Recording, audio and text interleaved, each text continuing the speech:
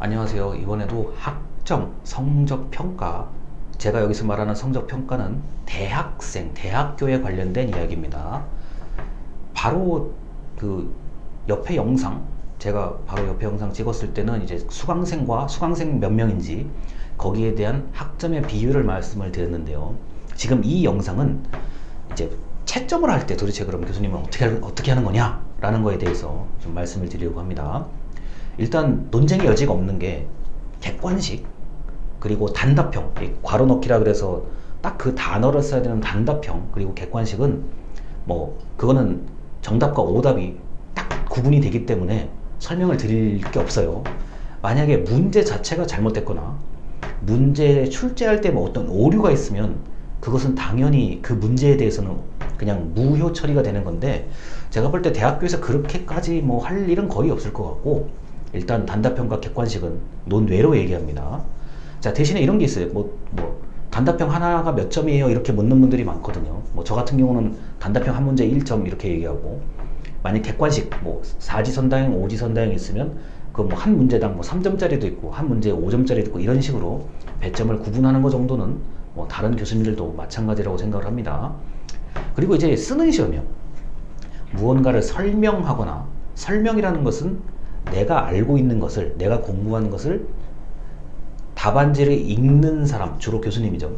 교수님에게 내가 알고 있는 것을 있는 그대로 잘 정리해서 이야기를 하는 게 설명한다는 얘기고요.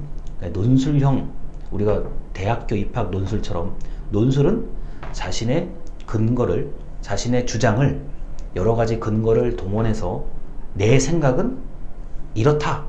그런데 내 생각이 이렇게 되기까지는 A, B, C, D, E 여러 가지의 어떤 주장의 근거를 가지고 나는 이렇다라고 하는 것이 바로 논술형 시험이고, 논술형 시험은 일단 분량이 좀 많고요. 분량이 조금 많아야 되는 게 정상이고, 그 다음에 논리적인 어떤 흐름, 글을 읽었을 때 이 사람은 관점이 일관적이구나 이런 느낌이 들어야 일단 좋은 점수를 받을 수가 있어.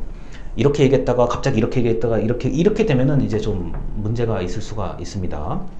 자, 그래서 저는 이제 논술형과 설명형 같은 경우는 보통 아직까지 대학교 시험은 쓰는 시험이잖아요. 지금 코로나 때문에, 코로나 상황 때문에 온라인 시험을 보기로 하는데, 온라인 시험은 나중에 얘기를 하고요. 우리가 대면 시험을 봤을 때 일단 쓰는 거잖아요. 뭐 이공계열 같은 경우는 공식을 이제 얘기하는 거예요. 공식을 바탕으로 답을 유도를 해내야 되는 거고, 아니면은 암기한 것을 바탕으로 응용을 해야 되고, 일단 풀어야 되는 시험들이요. 그것도 일종의 설명형 시험이죠. 내가 알고 있는 공식, 내가 알고 있는 어떤 그 근거, 증거를 가지고 나는 이 답이다. 이 답이 이제 틀린 거냐 맞는 거냐는 교수님이 채점해 하시는 건데, 그렇게 이제 하는 거고, 인문사회 계열 같은 경우는 조금 더 복잡하죠. 근데 제가 지금까지 경험한 바에 따르면, 제가 공부도 예를 들어서요, 평가를 받아보기도 하고 평가를 지금 하고 있는 입장에서는 일단 제출하라는 그 제출물이 답안지가 됐든 보고서가 됐든 뭐가 됐든 주어진 조건을 잘 맞추는 게 일단 중요하고요. 뭐 5장을 넘지 마시오 그러면 딱 5장에 맞출 수 있을 정도로 잘 본인이 내용을 좀 정리하고 형식적인 면을 잘 갖추는 게 중요한 거고요. 만약에 뭐 그럴 일이 있을지 모르겠는데 양이 많으면 좋다 그러면은 정말 양을 많이 써야 되는 게 맞는 겁니다. 그래야 그 안에서 교수님들이 채점을 하고 뭐 점수를 좀 더 줄까 말까를 고민할 수 있는 거죠. 또 뭐 여러 가지 조건이 특별히 없다. 그냥 문제 딱 한 문제, 딱 한두 줄짜리 문제고 뭐 알아서 쓰라. 뭐 특별한 조건이 없다 그러면 시간 안에, 주어진 시험 시간 안에 일단 양을 많이 적어야 좀 읽는 사람 입장에서는 뭐 그게 딱 맞는 답이든 좀 빗나간 답이든 부분 점수를 줄 수 있는 여지가 생겨요. 예를 들어서 저 같은 경우도 뭐 다른 교수님도 크게 다르진 않을 것 같은데, 뭐 시험지를 이제 우리가 글로 쓸 때 뭐 앞에서 그냥 한쪽을 채우는 사람과 같은 문제에 대해서 앞뒤로 한 장을 쓴 사람하고, 또 어떤 같은 문제에 대해서 2장을 쓴 사람하고는 물론 그 내용이 너무 터무니없거나 말 그대로 그냥 아무렇게나 편지를 쓰는, 교수님 뭐 저는 공부를 못해서 이렇고요, 이런 뭐 내용이 아니고 그래도 수업 시간에 이 배운 내용, 그래도 공부를 했는데 딱 그 정답은 아니지만 좀 그래도 거기에 연관이 되는 내용을 썼다고 하면은 양이 없는 것보다는 양이 많은 게 무조건 유리해요. 왜냐면 부분 점수를 준다는 마음을 가지고 있는 교수님들 같은 경우는 아무것도 안 쓰면 평가를 할 수가 없어요. 예를 들어서 나중에 답안지를 이제 공개해야 되는 어떤 상황이 있는데, 뭐 감사를 받거나, 대학교도 감사를 받습니다. 어떤 그런 상황이 있는데, 이거 아무것도 안 적혔는데 왜 이게 점수가 이러냐 할 말이 별로 없어요. 이건 여러분이 제 입장이 되거나 교수님 입장이 되보면 아실 거예요. 얘는 왜 10줄밖에 안 썼지? 근데 같은 수업을 듣고 똑같은 문제를 풀고 있는 다른 학생은 2장을 쓴 거예요. 그러면은 거기서 일단 점수차이가 확 벌어진다고요. 그래서 설명과 논술형, 일단 답안지라는 것에 쓰는 시험 같은 경우는 주어진 조건을 잘 지키면서 분량을 최대한 맞춰서 많이 쓰는 게 일단은 유리합니다. 특히나 뭐 문과 계열, 인문사회 계열은 얘기할 게 더 없는 거고요. 자, 그렇게 써야 나중에 이제 검토하시는 교수님이, 채점하는 교수님이 한 번 읽고 그냥 이렇게 채점하지는 않으세요. 대체적으로 뭐 여러 번 보고 또 A등급 갈 사람, 뭐 그다음에 어쩔 수 없이 학점을 좀 낮게 줄 수밖에 없는 사람 구분을 한 다음에 생각보다 꽤 많이 보십니다.